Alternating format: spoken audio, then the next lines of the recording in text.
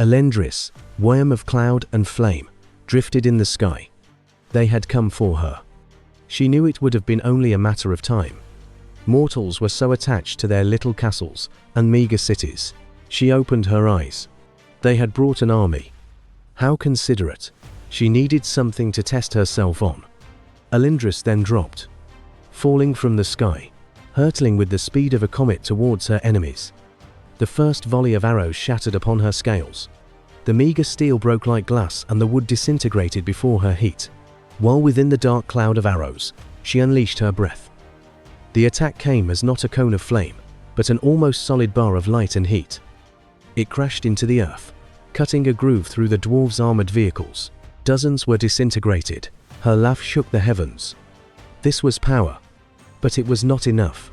It was never enough. She needed more power, more strength. It was then that she felt weight settle upon her. It was like a mountain was dropped on her wings. Her claws dug into the earth as she tried to remain standing. She could move, but she would not be able to fly. Snarling, Elyndris searched for her attacker. She hissed as she recognized him. Yochlol, demon of the north. As she charged, something clipped her in the chin. The hammer that struck her flew back, spinning in the air, only to be caught by a dwarf. King of the dwarves, Rangavaldr. It was the third legend's appearance that made her start to worry. With a roar, it smashed into her. Ban, the dragon of the south. Elyndris faced 3 opponents, each representing the peak of their paths. A champion, a dragon, and a soul condensed, reforged, and unbounded. A demon, but this did not frighten the worm. For she was Elyndris, the demon dragon. She would be the first in over 100 years to become an avatar. They would lose this fight if it continued much longer. Together, they made one last, desperate, attack. Yochlol drained the last of his spirit, redoubling the weight upon her. Rangavaldr hefted his hammer with both hands and screamed a battle cry as he charged her, head on. She opened her jaws wide and unleashed her fiery beam.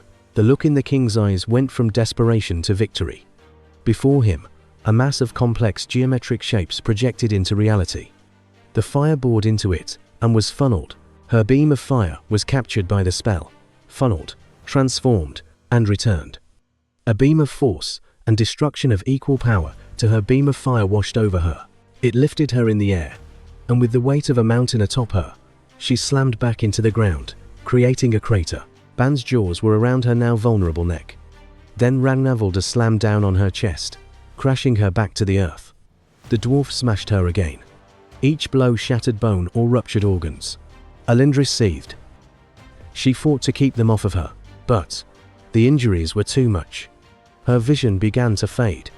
The strength left her limbs and wings. She began to drift into unconsciousness. No, she was Elyndris, greatest of the dragons, mightiest of the demons, soon to be champion over the system. Her story would not end. She couldn't simply die here, as her spirit was torn from her body. Rising towards the heavens to join the eternal war, she fought. With all of her willpower and every last drop of ego, she held on. Elyndris gripped her name, her identity. Then a hand that could block out the sun reached out and dragged her to the front of the line. Dragon detected. New monster evolution formed. Name, Forge Drake. Evolution path, Drake. Congratulations, soul. You have expanded the system and left a legacy that will persist for all time. Release your hold, mortal. You have died and must move on. This is not the end for you. Fight and continue to grow in the heavens. You have surely earned your place. Never. I am Elyndris. Dragon. Demon. Champion. Soul valued, 2%. Unworthy. Oh. I spoke too hastily. Champion. All you have done is destroy and take. You have done nothing worthy of heaven. We do not need warriors like you. Reincarnation cycle.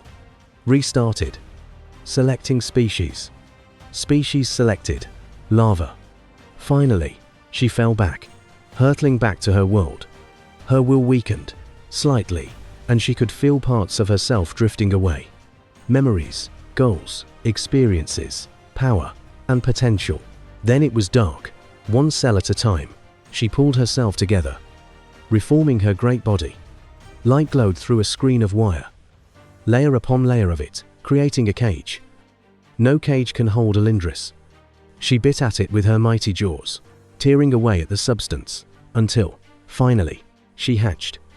Elyndris tried to roar in victory, but had no lungs, no mouth, and no memories. She held her name, her knowledge, and her spirit.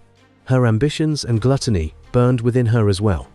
She knew she needed to grow, feast, and take all that she could. Her form was vast and slimy, a giant worm with potential unrivaled.